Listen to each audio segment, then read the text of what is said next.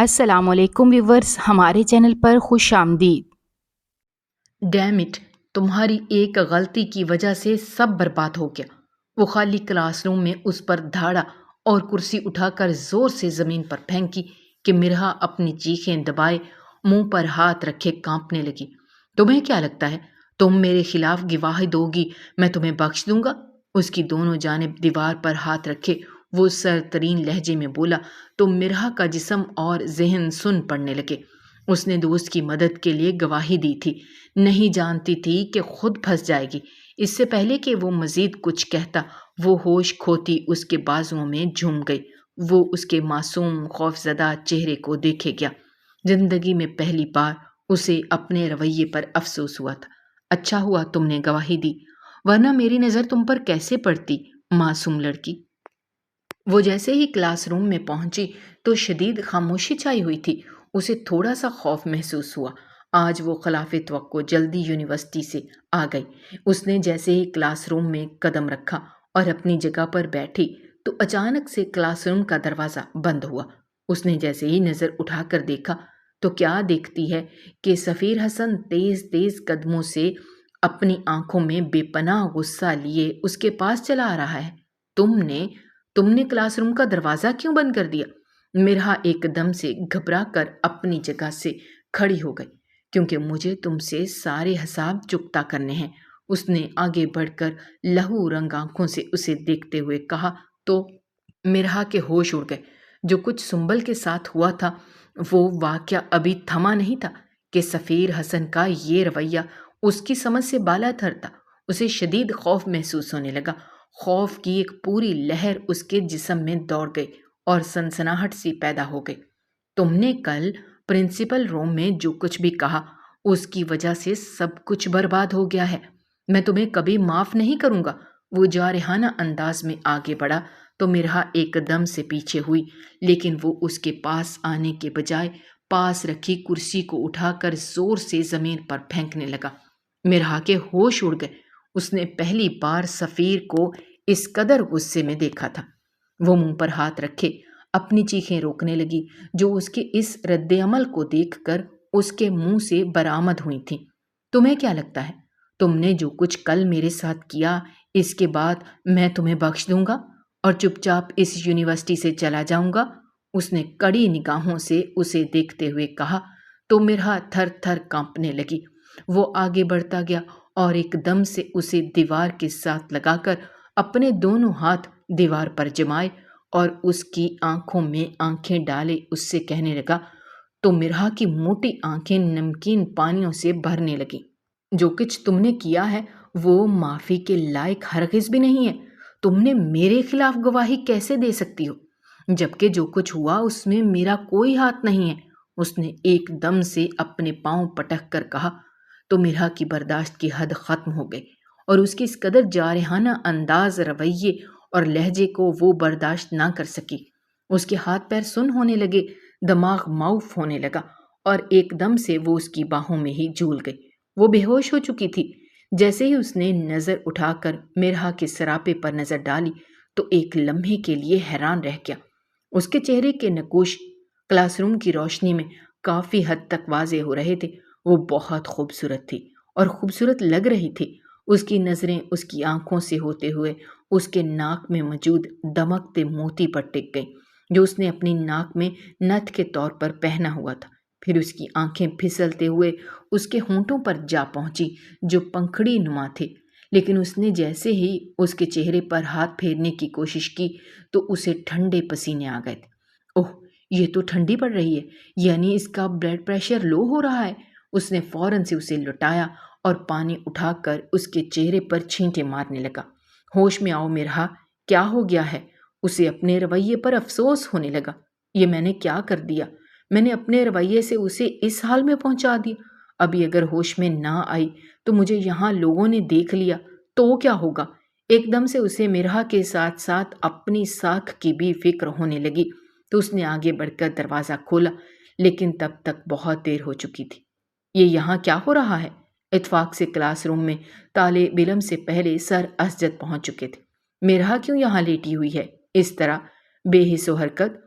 اور یہ class room کا دروازہ کیوں بند تھا؟ سر اسجد نے تو جیسے وہاں پہنچ کر اس کے سر پر دھماکہ کیا تھا۔ وہ اس یونیورسٹی کے سب سے زیادہ سخت سر تھے جن کے آگے کوئی ٹک نہیں سکتا تھا۔ سفیر حسین کے ہاتھوں کے طوطے اڑ گئے تھے۔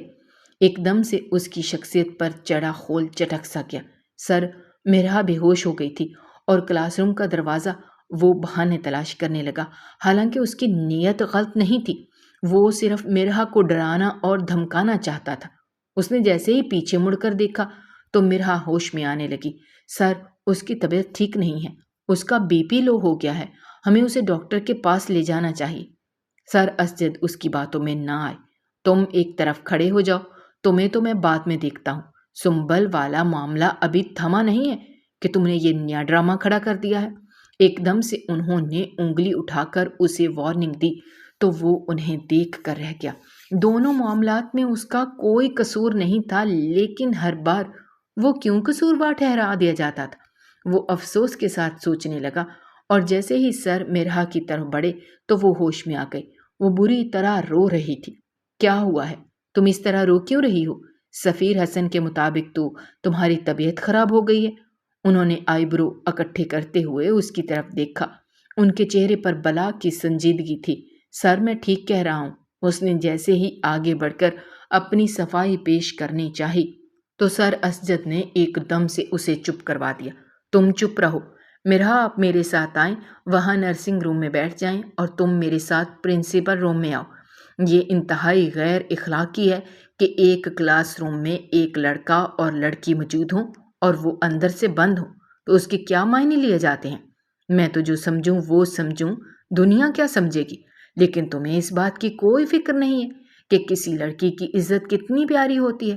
تم فوراً سے میرے ساتھ پرنسپل روم میں آؤ، آج تمہارے بارے میں فیصلہ ہو ہی جائے گا۔ اس نے جیسے ہی سر اسجد کی بات سنی تو اسے اپنی قسمت پر افسوس ہونے لگا۔ نہ جانے کیوں قسمت ہر بار اسے ایک ایسے موڑ پر لے آتی تھی جہاں پر ہر بار وہ بری طرح شکست کھا جاتا تھا۔ آج بھی ایسا ہی ہوا تھا۔ سر اسجد کے کہنے پر وہ مرے مرے قدموں کے ساتھ وہاں سے ان کے پیچھے چل دیا۔ اب کیا ہونے والا تھا اسے خود بھی اندازہ نہیں تھا، لیکن اتنا ضرور معلوم تھا کہ جو کچھ بھی ہونے والا ہے وہ اس کے حق میں نہیں ہے۔ ایک ہفتہ قبل الارم تیزی سے بج رہا تھا۔ وہ جلدی سے ہڑبڑا کر اٹھی اور اپنے کپڑے تبدیل کرنے کے لیے واش روم میں گھس گئی۔ اس کا ذہن معاف ہونے لگا تھا کیونکہ آج اس کی اسائنمنٹ سبمٹ کروانے کا آخری دن تھا، لیکن وہ دیر سے اٹھی اور اس کی آنکھ ہی دیر سے کھلی، اور اب وہ جلدی جلدی ہاتھ چلا کر یونیورسٹی جانے کی تیاری کرنے لگی۔ ارے مرحا بیٹا، آ جاؤ، ناشتہ تو کر لو۔ مجھے لگا آج تمہیں یونیورسٹی نہیں جانا، اس لیے میں نے تمہیں نہیں جگایا۔ وہ جیسے ہی بغیر ناشتے کے بیگ لٹکائے جانے لگی تو ایک دم سے اس کی والدہ نے اسے روکا۔ امی، آپ بھی کیا کرتی ہیں؟ آپ کو پتہ تو ہے چھٹی ہوتی ہے تو میں آپ کو کہہ دیتی ہوں کہ مجھے نہ اٹھائیے گا، لیکن اب بالکل بھی وقت نہیں ہے ناشتہ کرنے کا۔ وہ جیسے ہی اپنے پاؤں میں چپل پہن کر جانے لگی تو اس کی امی نے ہاتھ میں موجود سلائس اسے پکڑائے۔ یہ راستے میں کھاتے کھاتے چلی جانا، خالی پیٹ جانا مناسب نہیں ہوتا، انہوں نے کہا تو وہ ان کی محبت پر مسکرا کر رہ گئی۔ بیٹا، میں تمہیں چھوڑ دیتا ہوں نا، اس کے بابا نے اس سے کہا۔ نہیں بابا، میں چلی جاؤں گی، آپ نے ناشتہ بھی نہیں کیا، میری وجہ سے پھر آپ کا ناشتہ نہیں کر پائیں گے، میں چلی جاؤں گی، آپ فکر مت کریں۔ تیز تیز قدم اٹھاتے ہوئے وہ باہر کی جانب چلی آئے۔ اس سے پہلے کہ وہ بس میں بیٹھتی، ایک تیز رفتار گاڑی اس کے برابر میں آ کر کھڑی ہو گئی۔ ہیلو مرحا، آ جاؤ میرے ساتھ، میں بھی آج لیٹ ہو گئی ہوں، بیٹھو گی میرے ساتھ؟ یہ اس کی کلاس کی سب سے امیر لڑکی سمیہ تھی، جس نے اسے دیکھا تو فوراً سے اس کے پاس آئی۔ نہیں، اٹس اوکے، تھینک یو، میں چلی جاؤں گی۔ وہ اسے بالکل پسند نہیں تھی کیونکہ ہر بات میں شو آف کرنا اس کا خاصا تھا۔ کم آن، اب اگر تم بس کے انتظار میں کھڑی رہو گی تو تمہیں یہیں رات ہو جائے گی، اس نے بے چارگی سے کہا تو مرحا کو بہت غصہ آیا۔ آس پاس ٹریفک جمع ہونے لگا تھا اور لوگ گاڑیوں پر ہارن دینے لگے۔ آ جاؤ دیکھو ورنہ یہاں تماشا کھڑا ہو جائے گا، سمیہ نے ایک ادا سے کہا تو مرحا نے کڑی نگاہوں سے اسے دیکھا اور پھر گاڑی کا بیک ڈور کھول کر بیٹھ گئی۔ ویسے مجھے بہت اچھا لگ رہا ہے، तुम पहली बार मेरी लिफ्ट मिलने पर मेरे साथ बैठी हो। उसका लहजा तंजिया था और वो हर वक्त इसी तरह बात किया करती थी, इसलिए मेरा को नापसंद थी। थैंक यू सो मच, उसने इतना ही कहा और अपना रुख गाड़ी के शीशे के पार नजर आने वाले मनाजिर पर टिका दी। थोड़ी ही देर में वो लोग यूनिवर्सिटी पहुंच गए। हैरत यार, तुम इसके साथ आई हो? उसकी दोस्त सुंबल आगे बढ़ी और हैरत भरी निगाहों से उसके साथ देखने लगी। क्या करूं, जरूरत के वक्त गधे को भी बाप बनाना पड़ता है, उसने बमुश्किल मुस्कुराते हुए कहा। ठीक है चलो, अब तो मैं तब तक तुम्हारा इंतजार कर करके थक चुकी हूँ, लेकिन तुम आज वैसे इतना लेट कैसे हो गए? सुंबल ने उसका हाथ पकड़ा और वो दोनों डिपार्टमेंट की तरफ जाने लगी। समया उन दोनों को जाता देखती रही। बस क्या करूं यार, आंख ही लेट खुली, सारी रात बैठकर असाइनमेंट बनाया और जब जमा करवाने का वक्त आया तो मेरी आंख लग गई। खैर में वैसे सर अभी तक बैठे हुए होंगे, आखिरी स्टूडेंट भी जब तक उन्हें असाइनमेंट जमा ना करवा दे वो वहां से जाते थोड़ी ना है। ये बात तो तुमने बिल्कुल ठीक कही। चलो अब जल्दी करो, जमा करवाओ, फिर नाश्ता करने चलते हैं। मैंने भी सुबह से कुछ नहीं खाया और यकीनन तुम्हारी शक्ल भी बता रही है कि तुमने नाश्ता नहीं किया है। जल्दी से उसने सर के पास अपना असाइनमेंट जमा करवाया और जैसे ही मुड़ी तो एक जोरदार टक्कर उसकी सामने से आते सफ़ीर से हुई। देखकर तो चल दिया करें। जोरदार टक्कर के बाद एकदम से उसने बिलबला कर कहा तो सफ़ीर सीने पर बाजू लपेटे उसे देखने लगा। देखना तो आपको चाहिए, शायद आप अभी तक नींद में हैं। उसने अगले ही लम्हे अपनी राह ली। कितना बदतमीज इंसान है, बिल्कुल कोई तमीज नहीं इसे। ऐसा नहीं कि बंदा सॉरी कह दे। वो अभी तक अपना सर सहला रही थी। यार ये यूनिवर्सिटी का सबसे सरफिरा बंदा है, ये अपने बाप को सॉरी नहीं कहता होगा तो तुम्हें कैसे कहेगा? सुंबल ने हंसकर कहा तो वो उसे देखने लगी। अच्छा ना, अब तुम मुझे तो खा जाने वाली नजरों से मत देखो, ये ऐसा ही है सरफिरा, इसकी कभी किसी को समझ नहीं आती, तुम्हें भी नहीं आएगी। ज्यादा जहन पर जोर मत देना। सुंबल ने मुस्कुराते हुए उसका बाजू दबाया तो वो ना चाहते हुए भी हंस पड़ी। वैसे एक बात कहूँ, यूनिवर्सिटी में नमूनों की कमी नहीं। उसका इशारा समिया और सवीर की तरफ था, जो दोनों एक दूसरे के दोस्त थे। हाँ, और ये नमूने ही एक दूसरे के दोस्त कहलाते हैं, हम जैसे इनसे दोस्ती भी नहीं कर सकते। सुंबल ने इजाफा किया तो वो दोनों खिलखिला कर हंस पड़ी और दूर खड़े सफ़ीर ने उनकी गुफ्तगू बगौर सुनी थी और उन्हें अंदाज़ा नहीं था कि वो इतनी ऊंची आवाज़ में बात कर रही हैं कि आवाज़ समीर और समिया दोनों तक जा पहुंची है। अब तक तुम देखोगी कि मुझे नमूना कहने का इंजाम क्या होता है, और तुम्हारी ज़िंदगी बर्बाद करके ना रख दी तो मेरा नाम भी साम्या नहीं। वो सफ़ीर हसन से किसी बात पर गुफ्तगू कर रही थी जब उसके कानों में ये आवाज़ पड़ी। उसने सफ़ीर से माजरत की और दूर जाकर उन दोनों को अपनी निगाहों में बसाते हुए जहर आलूद लहजे में कहा था। सामिया क्या करने वाली थी ये किसी को मालूम नहीं था। वो जैसे ही यूनिवर्सिटी पहुंची तो एक अजीब से माहौल ने उसका इस्तकबाल किया। बहुत से स्टूडेंट्स टोलियों की शक्ल में एक दूसरे से गुफ्तगू कर रहे थे और इन सब की आवाज़ बुलंद थी। ख़ास तौर पर अपने डिपार्टमेंट में तो इसे यूं महसूस हुआ। वो आगे बढ़ी और जैसे ही सामने की तरफ नजर गई तो एक लम्हे के लिए हैरान रह गई। सुंबल अपना सर अपने हाथों में गिराए रो रही थी और उसके डिपार्टमेंट की सारी लड़कियां उसके बराबर में इर्द गिर्द जमघटा किए हुए थी। क्या हुआ सुंबल को? एकदम से वो आगे आई और उससे पूछने लगी। वो तो सिर्फ सर से एक सवाल समझने अभी ही तो डिपार्टमेंट से बाहर स्टाम्प रूम की तरफ गई थी, लेकिन ये क्या हो गया इतनी देर में? उसने आगे बढ़कर सुंबल से पूछा तो सुंबल ने आंसू भरी निगाहें उठाकर उसे देखा और उसे गले लगकर रोने लगी। हुआ क्या है? मुझे बहुत घबराहट हो रही है, तुम बताओ तो सही, इस तरह क्यों रो रही हो? उसने एकदम से सुंबल को खुद से अलग किया और उसने पूछने लगी तो सुंबल की हिचकियां बंध गई। ये क्या बताएगी? मैं ही बताती हूँ। वहां पास खड़ी अरमिश ने आगे बढ़कर उससे कहा। सफ़ीर ने इसे अपने साथ वॉशरूम में बंद कर दिया था और उसे बहुत ज़्यादा हरासगी का निशाना बनाया है। ये बहुत रो रही थी, कह रही थी मुझे यहाँ से निकलने दो। लेकिन मज़े की बात तो ये है कि वॉशरूम की बिजली भी किसी ने बंद कर दी थी और ये वहाँ काफ़ी देर तक बंद इसकी हरासगी को देखती रही, सहती रही। वो इसे धमकियाँ देता रहा, कहता रहा तुम्हारा वो हाल करूँगा कि तुम देखती रह जाओगी। उसने इससे बदतमीजी भी की है, اسے فزیکلی ابیوز بھی کیا ہے۔ پھر جب اس نے زور زور سے شور مچانا شروع کیا اور واش روم کا دروازہ بجایا تو ہی بچی ہے، اس نے مار پیٹ بھی کی ہے۔ یہ دیکھو، اس کے سر پر نشان ہے اور اس کے ہونٹوں سے خون نکل رہا ہے۔ مرہا نے جب یہ سنا تو اس کے پیروں تلے سے زمین نکل گئی۔ یہ کیا کہہ رہی ہو سنبل؟ کیا واقعی میں ایسا ہوا ہے؟ مجھے تو یقین نہیں آ رہا سفیر جیسا شخص یہ سب کچھ کر سکتا ہے۔ اس نے ایک دم سے یہ سنا تو اس کی آنکھیں ہی ابل پڑی۔ یہ ہو کیا رہا ہے اس یونیورسٹی میں؟ اتنے لوگوں کی موجودگی میں تمہارے ساتھ یہ سب کچھ ہوا؟ تم نے پرنسپل کو کمپلین نہیں کروائی اور یہاں بیٹھ کر آنسو بہا رہی ہو؟ تمہیں کھولا کس نے واش روم سے اور وہاں لوگوں کو پتہ کیسے چلا؟ اس نے بے اختیار آگے بڑھ کر سنبل کو گلے لگایا۔ چلو اٹھو، کھڑی ہو جاؤ۔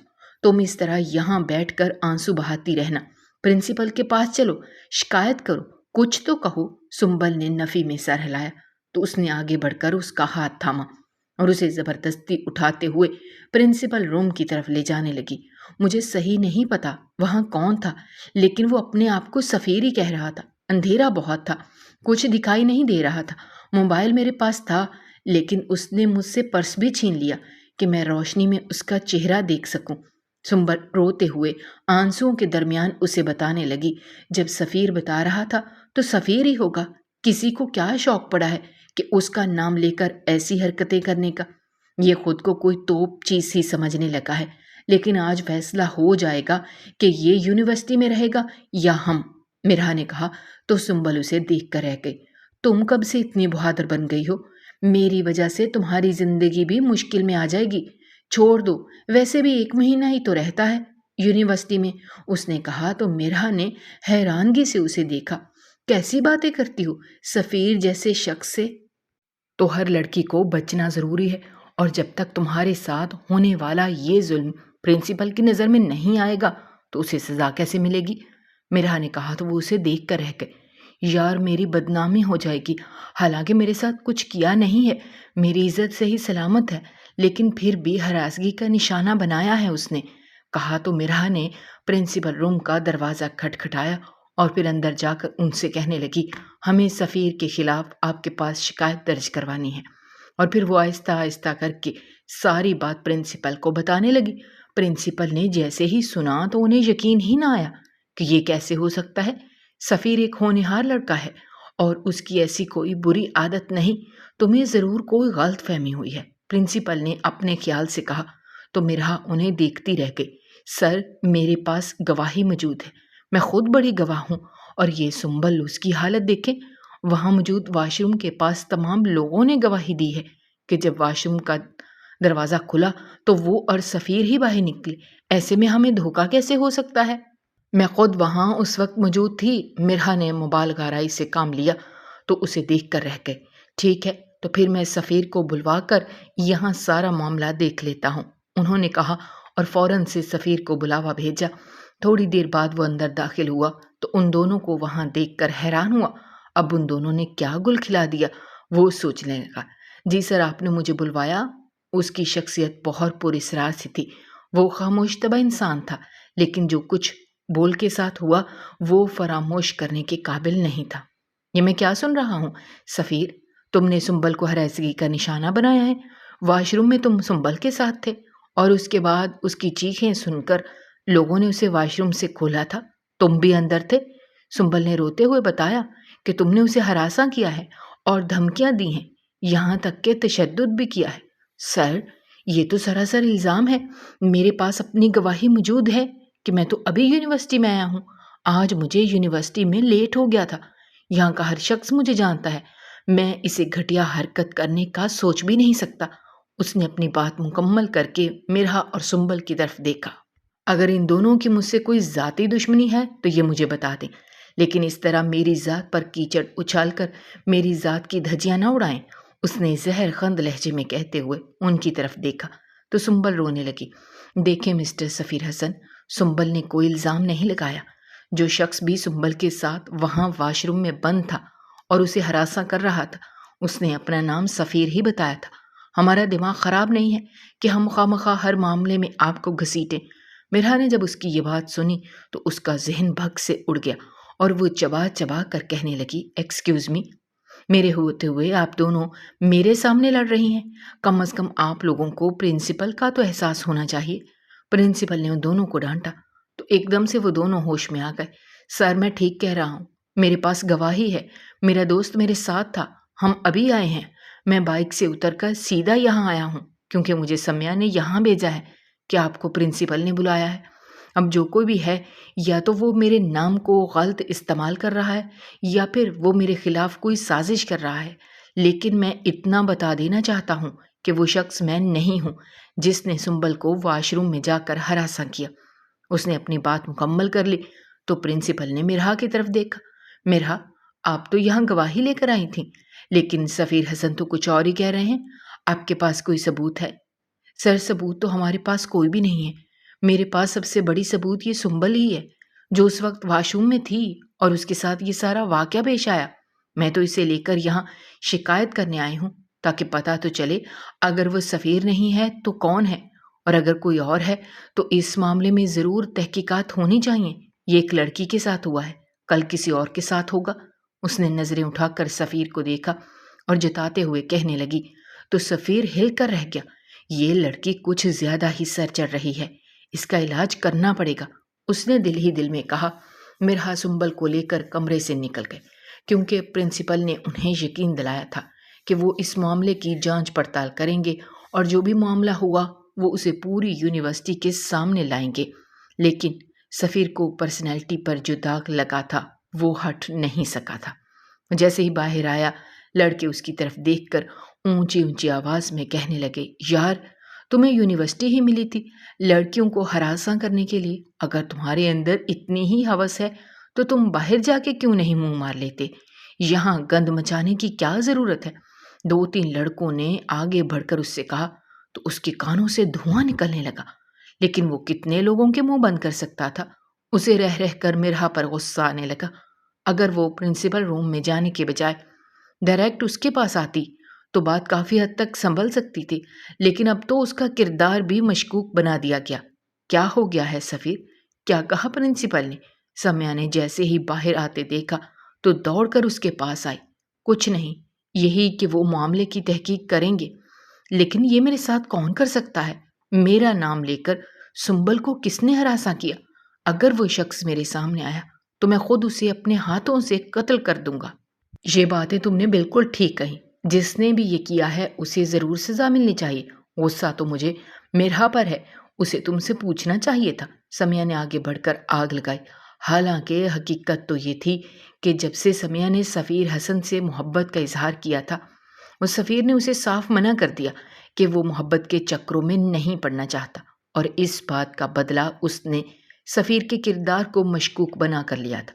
جس شخص نے سنبل کو واش روم میں ہراساں کیا تھا وہ کوئی اور نہیں بلکہ سمیا کا ہی ایک بندہ تھا، جس نے خود کا نام سفیر بتا کر اس کے کردار پر داغ لگایا تھا۔ اب چاہے وہ جتنی بھی صفائیاں دیتا، کوئی بھی اس کی صفائی سننے کے لیے تیار نہیں تھا۔ کیا بات ہے بیٹا، تم 2-3 دنوں سے بالکل بھی یونیورسٹی نہیں جا رہے ہو، گھر پہ بیٹھ کر رہ گئے ہو؟ حالانکہ تم نے مجھے کہا تھا کہ یونیورسٹی کے پیپر ہو رہے ہیں، اس کے باوجود تم چھٹیاں کر رہے ہو۔ کوئی بات ہوئی ہے کیا؟ اس کی والدہ نے جب اسے مسلسل 3 دن تک گھر میں بیٹھے دیکھا تو اس سے پوچھنے لگیں۔ وہ پچھلے 3 دنوں سے بالکل سنجیدہ دکھائی دے رہا تھا، نہ ہنستا نہ بات کرتا، یہاں تک کہ اس کی ماں سے بھی اس نے آج کل بات چیت کرنا کم کی ہوئی تھی۔ کچھ نہیں، بس دل نہیں چاہتا۔ اس نے چائے کا کپ وہیں رکھا اور جیسے ہی جانے کے لیے مڑا تو اس کی والدہ نے آگے بڑھ کر اس کا ہاتھ پکڑ لیا۔ کچھ ہوا ہے نا؟ تم اس سے چھپا رہے ہو، تمہاری آنکھیں صاف کہہ رہی ہیں کہ تم کچھ چھپا رہے ہو، اس کی والدہ نے اس سے کہا تو اس کی آنکھوں میں آنسو آ گئے۔ ارے سفیر، میرا بیٹا، تم رو کیوں رہے ہو؟ کچھ نہیں، بس جب سالوں کی کمائی ہوئی نیک نامی برسوں میں خاک میں مل جائے تو پھر یہی ہوتا ہے۔ اب بس میرے لیے دعا کیجیے کہ اللہ میرے حق میں سب بہتر کرے اور میں اس مشکل وقت سے نکل جاؤں، ورنہ میں اپنے آپ کو کبھی معاف نہیں کر پاؤں گا، اور جس نے بھی مجھے اس مشکل میں ڈالا ہے اسے تو میں خود اپنے ہاتھوں سے موت دوں گا، اس نے کہا اور تیز تیز قدموں سے باہر نکل گیا۔ یا اللہ میرے بچے کی حفاظت کر اور اس کی زندگی میں جو مشکلات چل رہی ہیں اسے حل کر دے۔ اس کی والدہ نے جب اسے دیکھا تو افسوس کا اظہار کرنے لگی اور ساتھ ہی دعا بھی کر ڈالی۔ وہ پچھلے 3 دن سے یونیورسٹی نہیں گیا تھا، کیونکہ وہ جب بھی جاتا تو لوگوں کی نظریں اس پر ہی اٹھی ہوئی ہوتی اور وہی سنبل والا واقعہ دہرایا جاتا جس کا اس سے دور دور تک کوئی تعلق نہیں تھا۔ اور آج تو اس کی والدہ نے بھی اس بات کو جانچ لیا تھا کہ ان کا ہونہار فرما بردار بیٹا یونی جانے کے بجائے گھر سے ہی ایک دم سے چپ ہو کر رہ گیا تھا، اور وہ ابھی تو زندگی کی طرف آہستہ آہستہ لوٹنے لگا تھا۔ اس نے ہنسنا مسکرانا سیکھا تھا۔ یونیورسٹی جانے کے بعد اس نے دوست بھی بنائے تھے، لیکن اچانک یہ سب کچھ ہو جانا اس کی شخصیت میں ایک بار پھر سے اگر خلا پیدا ہو جاتا تو اس کی والدہ پھر دوبارہ کبھی اسے اس چیز سے نہ نکال پاتے۔ اس لیے انہوں نے اللہ سے گڑ گڑا کر دعا مانگی تھی، لیکن قسمت کو کیا منظور تھا وہ کوئی بھی نہیں جانتا تھا۔ آج پورے 5 دن بعد وہ یونیورسٹی آیا، اور جیسے ہی اس کی نظر مرحا پر پڑی جو کلاس روم کی طرف جا رہی تھی تو ایک دم سے اس کے قدم خود بخود کلاس روم کی طرف بڑھے۔ ہو نہ ہو اگر یہ لڑکی اس کے پاس آ جاتی تو اس دن اس قدر سبکی کا سامنا نہ کرنا پڑتا اور نہ اس کے کردار پر کوئی انگلی اٹھاتا۔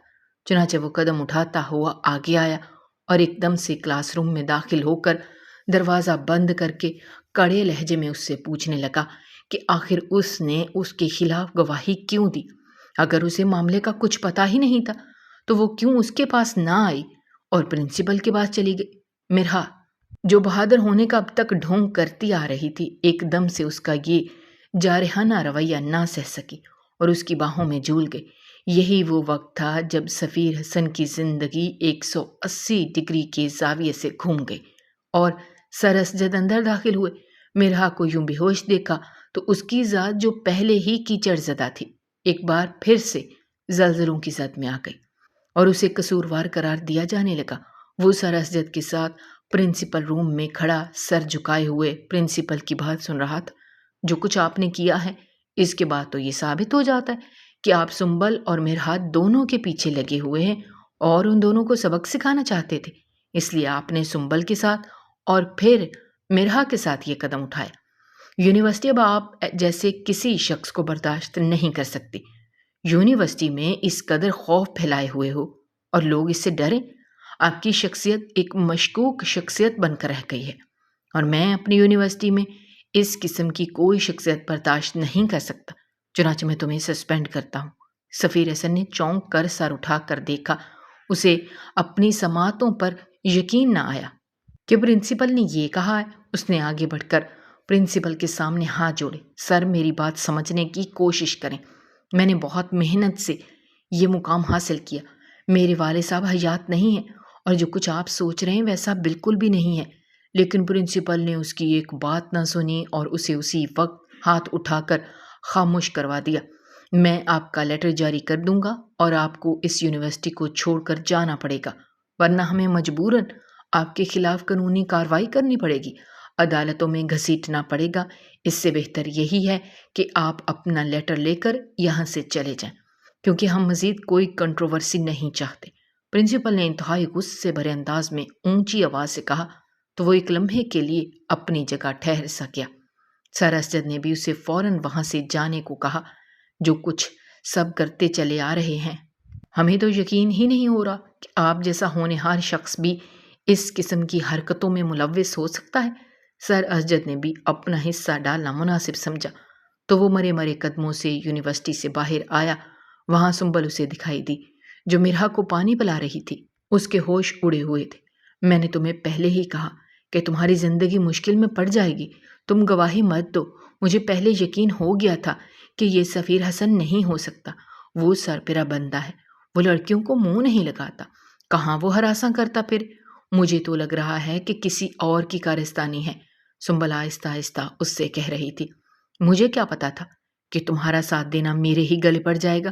مجھے تو تمہارا اس دن رونا دیکھا ہی نہیں جا رہا تھا۔ پھر مجھے کیا پتا تھا کہ میرے ساتھ بھی یہ سب کچھ ہوگا۔ اگر اس نے تمہارے ساتھ کچھ نہیں کیا تو پھر کلاس روم میں دروازہ کیوں بند کیا؟ اگر اس پر مجھ پر غصہ ہی نکالنا تھا تو وہ ویسے بھی نکال سکتا تھا۔ دروازہ بند کرنے کی کیا تک ہے؟ اب تم دیکھ رہے ہو، جو بھی مجھے دیکھ رہا ہے یہی کہہ رہا ہے کہ دونوں دوست سفیر حسن کے ہتھے چڑھ گئیں۔ اس بات کا مطلب جانتی ہو؟ وہ پھوٹ پھوٹ کر رو دی تو سنبل نے اسے تسلی دی، لیکن کوئی تسلی اس کے کسی کام نہیں آ رہی تھی۔ اگر ماں باپ کو یہ بات پتہ چلی تو وہ مجھے قتل کر دیں گے، کہیں گے یونیورسٹی میں اس لیے جاتی ہو کہ کسی لڑکے کے ساتھ مشہور ہو جاؤ۔ تم جانتی ہو یہاں میری پڑوسن بھی پڑھتی ہے، وہ فوراً سے جا کر اپنی ماں کو بتائے گی اور اس کی ماں فوراً سے میری ماں کو بتائے گی۔ میں کہیں کی نہیں رہوں گی، میری زندگی بہت مشکل ہو چکی ہے۔ سر اسجد نے مجھے اس کے ساتھ دیکھ لیا، ہم دونوں کو وہاں لے گئے، وہ پوری یونیورسٹی میں دیکھا اور طرح طرح کی باتیں کر رہے ہیں۔ اب تم ہی بتاؤ، یہ تو ڈوب مرنے کا مقام ہے نا؟ میرے ساتھ ایسا کیوں ہوا سنبل؟ اور تمہارے ساتھ بھی، ہم دونوں کا کیا قصور تھا؟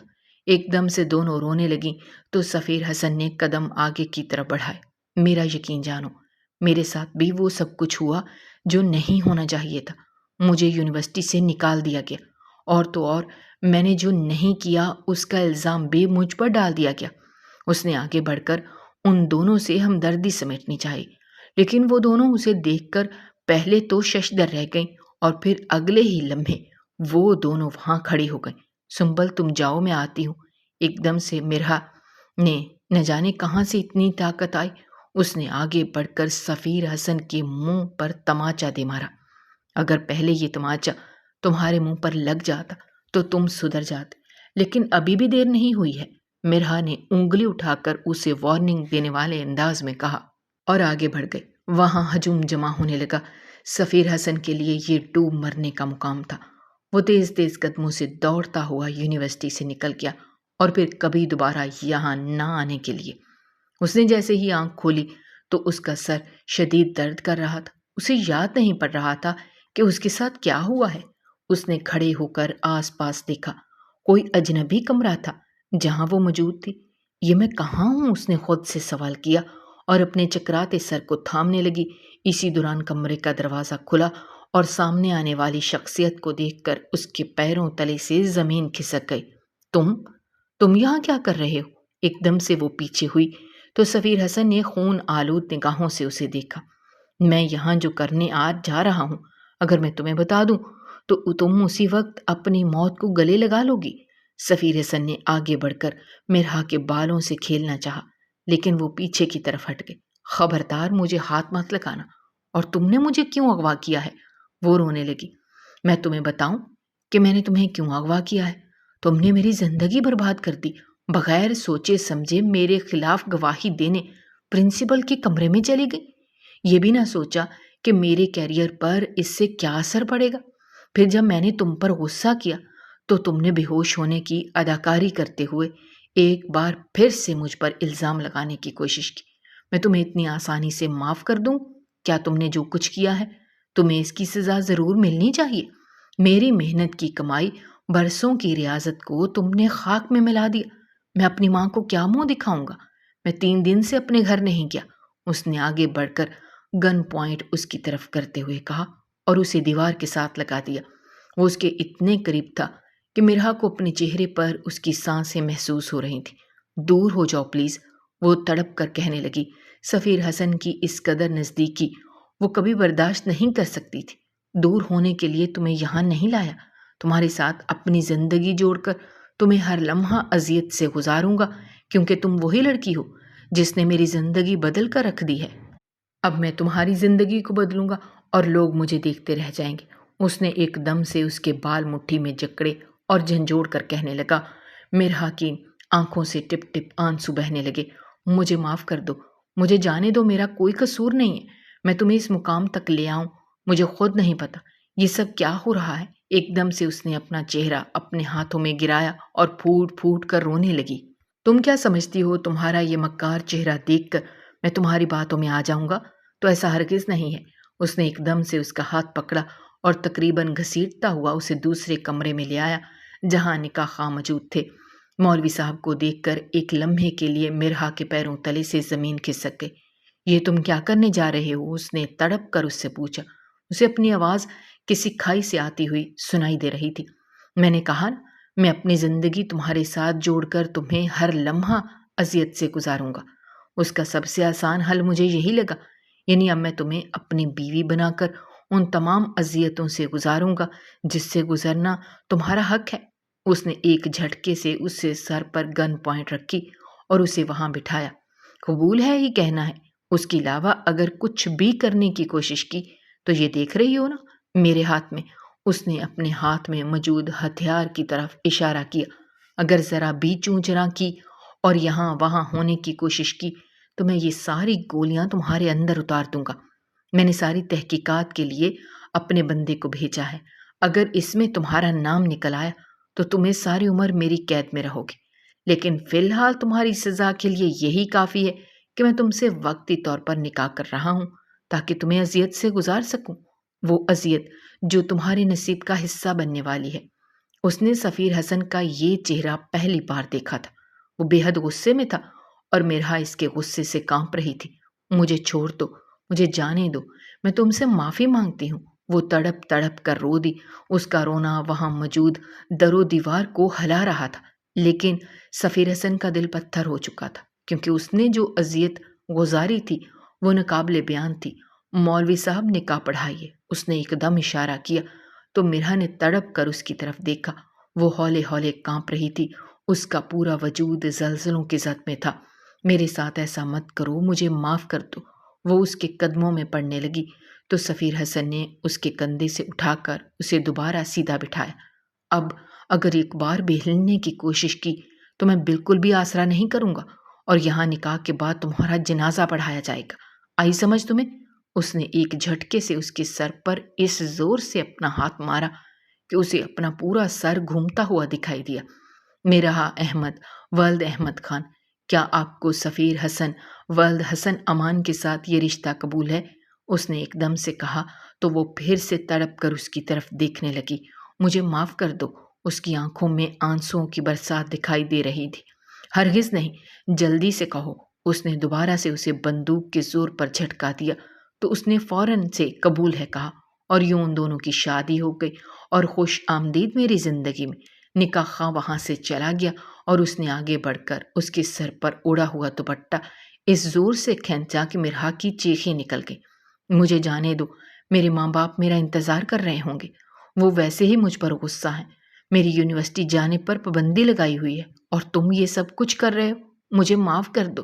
اس کی آنکھوں میں موجود معنی خیزی دیکھ کر وہ تڑپ تڑپ کر رونے لگی اور اس کے آگے ہاتھ جوڑ کر کہنے لگی، نہیں، اب معافی تلافی کا وقت گزر چکا ہے۔ اب میں تمہیں اپنی درندگی کا نشانہ بناؤں گا۔ کم از کم اس سے میرے اندر سکون تو ہوگا کہ اپنی زندگی برباد کرنے والے کو میں نے بھی کہیں کا نہیں چھوڑا۔ وہ اس کی طرف آنے لگا تو اس کا موبائل بجا۔ اس نے اپنا موبائل بند کرنا چاہا لیکن وہ اس کے ہاتھ سے چھوٹ کر گر گیا۔ اس نے دوبارہ سے اپنی ساری توجہ مرحا کی جانب مبذول کی جو ہولے ہولے کانپ رہی تھی اور اس کے سامنے ہاتھ جوڑے آنسوؤں سے روتے ہوئے اسے اپنے قریب آنے سے روک رہی تھی۔ اسی دوران کمرے کا دروازہ بجا تو وہ اچھل پڑا۔ اس وقت یہاں کون ہو سکتا ہے؟ اس کا پتہ تو صرف اس کے دوست ولید کو ہی تھا۔ اس نے آگے بڑھ کر دروازہ کھولا تو ولید اپنی ناہموار سانسوں کو درست کرتے ہوئے کہنے لگا، یار غضب ہو گیا، یہ سب کچھ کیا دھرا سامیہ کا ہے۔ تجھے برباد کرنے کی ساری سازش شامیہ کی ہے۔ تو نے نکاح تو نہیں کر لیا نا؟ اسے اپنے گھر واپس چھوڑاؤ، وہ بے قصور ہے، ان دونوں کا کوئی قصور نہیں ہے۔ ولید نے جیسے اس کے سر پر دھماکہ سا کیا۔ وہ پھٹی پھٹی نگاہوں سے ولید کی طرف دیکھنے لگا۔ کیا کہہ رہے ہو؟ ہاں یہ بالکل سچ ہے۔ یہ دیکھو، یہ ویڈیو مجھے نوید نے دی ہے جس میں وہ نوید کو کہہ رہی ہے کہ تم اپنا نام سفیر بتا کر سنبل کو ہراساں کرنا۔ مرحا اور تمہارے درمیان غلط فہمیاں بھی اس نے پیدا کروائیں۔ وہ ششدر نگاہوں سے اسے دیکھنے لگا۔ ولید اسے اور بھی بہت کچھ بتا رہا تھا۔ اس نے جیسے ہی نگاہیں اٹھا کر اندر کی طرف دیکھا تو مرحا دوپٹہ اپنے اوپر لپیٹ کر رو رہی تھی۔ یعنی مجھے یہاں پہنچنے میں دیر ہو گئی۔ وہیں زمین پر بیٹھ گیا اور افسوس کرنے لگا، اب کیا ہوگا؟ ہم سے تو ظلم ہو گیا ہے یار، اس نے سفیر سے کہا تو سفیر جیسے صدمے سے گنگ ہو کر رہ گیا۔ یہ اس نے کیا کر دیا؟ وہ لڑکی تو اس کے دل میں بستی تھی۔ انتقام کی خاطر اس نے اس کی زندگی برباد کرنے کی کوشش کی۔ سد شکر کہ اس نے اس سے کسی قسم کا تعلق نہیں بنایا تھا۔ اب کیا ہو گیا؟ یار ولید اسے دیکھ کر سوچنے لگا، کچھ نہیں ہوگا، بس اب میں نے سوچ لیا ہے مجھے کیا کرنا ہے۔ میں نے اس کی زندگی برباد کر دی ہے تو میں ہی سنواروں گا۔ ایک دم سے وہ آگے بڑھا اور مرحا کا ہاتھ تھاما، اسے سر پر دوپٹہ اڑایا اور اسے لے کر گاڑی میں بیٹھا جو ولید کی تھی۔ مرحا ولید کو اپنے گھر کا ایڈریس بتائے گی، اس نے اسے کہا تو مرحا نفی میں سر ہلانے لگی۔ میری بات سمجھنے کی کوشش کرو، میں نے تمہارے ساتھ ظلم کیا ہے، حقیقت مجھے پتہ چل گئی ہے، لیکن اب میں ہی تمہاری زندگی سنواروں گا۔ میں تمہارے ماں باپ کے سامنے جا کر ان کے قدموں میں گر جاؤں گا۔ سفیر حسن کو اس کی ماں نے یہی تربیت دی ہے، اس نے مرحا سے کہا تو وہ خالی خالی نگاہوں سے اسے دیکھتی رہی اور پھر ولید کو ایڈریس بتایا۔ تھوڑی ہی دیر میں وہ مرحا کے گھر پر پہنچ گئے، جہاں اس کے والد صاحب کڑی نظروں سے ان دونوں کو دیکھنے لگے۔ اندر آنے کی کوئی ضرورت نہیں ہے۔ انہوں نے ان دونوں کو دیکھا تو گرجدار آواز میں کہنے لگے۔ مرحا کا وجود کانپنے لگا۔ بابا میری کوئی غلطی نہیں ہے۔ وہ تڑپنے لگی۔ مجھے نظر آ رہا ہے کہ کس کی غلطی ہے، اس کے والد صاحب نے کہا۔ غلطی میری ہے۔ سفیر حسن آگے بڑھا اور ان کے قدموں میں گر گیا۔ بدلے کی آگ نے مجھے اندھا کر دیا اور میں نے اس سے زبردستی نکاح کیا۔ میری زندگی اس نے برباد نہیں کی، سامیہ نے برباد کی اور میں نے اسے وجہ سمجھا۔ آپ مجھے معاف کر دیں۔ آپ چاہیں تو میں ابھی اسے طلاق دے دوں اور چاہیں تو یہ نکاح برقرار رکھیں، فیصلہ آپ پر ہے۔ لیکن میں اتنا بتا دینا چاہتا ہوں کہ میں نے آپ کی بیٹی کو ہاتھ تک نہیں لگایا اور اس بات کے لیے میں قرآن کی قسم تک اٹھانے کے لیے راضی ہوں۔ اس نے انتہائی ٹھہرے ہوئے لہجے میں اپنے گناہوں کا اعتراف کیا۔ اس کے والد صاحب اسے دیکھ کر رہ گئے۔ بھلا اس لڑکے سے بہتر کوئی اور رشتہ ہو سکتا تھا ان کی بیٹی کے لیے؟ انہوں نے سوچا آج کل تو لڑکے کھیل ہی کھیل میں لڑکیوں کی زندگی برباد کر دیتے ہیں اور پیچھے مڑ کر نہیں دیکھتے۔ وہ کمرے میں بیٹھے اپنی بیگم سے کہنے لگے۔ وہ باہر کھڑا ان کے فیصلے کا انتظار کرنے لگا۔ اس کے دل پر جیسے ایک بھاری بوجھ تھا۔ مرحا بالکل خاموش ہو کر رہ گئی تھی۔ جو کچھ ہوا، ایسے موقع پر اس نے اپنی زندگی کا سارا فیصلہ اپنے والدین کے ہاتھوں میں دے دیا۔ آپ جو فیصلہ کریں گے مجھے منظور ہوگا، اس نے سر جھکا دیا۔ کافی دیر بعد اس کے والد صاحب باہر آئے اور اس کے برابر میں جا کر بیٹھ گئے۔ تم کسی اچھے گھرانے کے لگتے ہو، تبھی اس وقت اپنی جان کی پرواہ نہ کر کے یہاں بیٹھے ہو۔ اگر میں تمہیں جان سے مار دیتا تو کیا ہوتا؟ اس کی نگاہیں اٹھا کر ان کی طرف دیکھا۔ اگر آپ جان سے مار دیتے تو میں جان سے مر جانے کے لیے تیار ہو جاتا۔ میں نے معصوم کی زندگی برباد کر دی، اس کی رضامندی کے بغیر زبردستی اسے اغوا کر کے نکاح کیا۔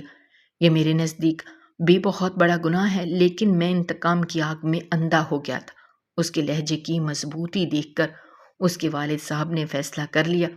مرحا کو تم اپنی بیوی ہی سمجھو، ہم اس نکاح کو نہیں توڑیں گے، بلکہ مناسب وقت آنے پر تمہارے ساتھ اس کی رخصتی کر دیں گے۔ حالات ابھی سازگار نہیں ہیں، تم اپنی والدہ کو مناؤ، اس کے بعد کی بات دیکھی جائے گی۔ یا میں مرحا سے ایک بار مل سکتا ہوں؟ اس نے اس کے والد سے پوچھا۔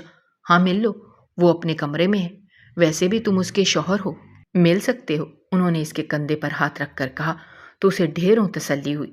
وہ اٹھا اور مرحا کے کمرے میں آیا۔ میں تمہاری بربادی کا ذمہ دار ہوں، ہمارے والد صاحب نے میرے حق میں فیصلہ دیا ہے، اگر تم چاہو تو میں تمہیں طلاق دے دوں گا۔ تمہارا فیصلہ کیا ہے میں یہ جاننا چاہتا ہوں۔ اس کے پاس آیا، اس کے قدموں میں بیٹھا اور سر جھکا کر کہنے لگا۔ میرا فیصلہ میرے والد صاحب کا فیصلہ ہی ہے، اس نے سر جھکا کر کہا تو وہ اسے دیکھ کر رہ گیا۔ میں مانتا ہوں کہ میں نے غلط کیا ہے، لیکن میں یہ بھی کہنا چاہوں گا کہ میں نے زندگی کے کمزور لمحے میں تم سے اپنے دل میں محبت سی پیدا ہوتے محسوس کی۔ شاید یہی معمولی سی محبت میرے کام آئے اور آج تم میری زندگی میں ہو، چاہے زور زبردستی ہی صحیح، اس نے پھیکی ہنسی ہنستے ہوئے کہا اور مڑ کر جانے لگا۔ بات سنو، میری بھی غلطی ہے، میں نے بھی تمہاری ذات پر کیچڑ اچھالنے میں کوئی کسر نہ چھوڑی، جبکہ میں خود وہاں موجود نہیں تھی، اس نے بھی نم آنکھوں سے کہا۔ شاید اس کی بات اللہ نے مجھے سزا دی۔ وہ رونے لگی۔ رویا مت کرو، روتی ہوئی بالکل اچھی نہیں لگتی ہو اور نہ اپنی لگتی ہو، اس نے آگے بڑھ کر مسکرا کر کہا تو وہ اسے دیکھنے لگی۔ پھر اگلے ہی لمحے اس نے اسے اپنی باہوں میں بھینچ لیا۔ کاش وہ مختلف حالات میں ملے ہوتے، لیکن خیر ابھی بھی امید پر دنیا قائم ہے۔ جب ہم دوبارہ ملیں گے تو حالات ہمارے حق میں ہوں گے اور میں حالات کو دونوں کے حق میں کروں گا۔ اس نے اس کا چہرہ اپنے ہاتھوں میں لیا اور ماتھے پر بوسہ دیتے ہوئے وہاں سے نکل گیا۔ میرا اس کی شخصیت دیکھ کر رہ گئی۔ جو حقیقت بدلنے پر ایک لمحے کے لیے بالکل بدل سا گیا تھا۔ وہ پھیکی سی ہنسی مسکرا دی۔ اسے امید تھی کہ اس کی زندگی میں کبھی نہ کبھی خوشیوں کی لہر تو ضرور آئے گی، کیونکہ زندگی کی اس کایا پلٹ نے ان دونوں کے دلوں میں ایک دوسرے کے لیے موجود نفرت کو ختم کر دیا تھا، اور اب آہستہ آہستہ محبت کی جگہ بن رہی تھی۔ اگر آپ کو ہماری کہانیاں پسند آ رہی ہیں تو ہمارے چینل کو سبسکرائب کیجیے، ویڈیوز پر کمنٹ کیجیے اور شیئر کیجیے۔ شکریہ۔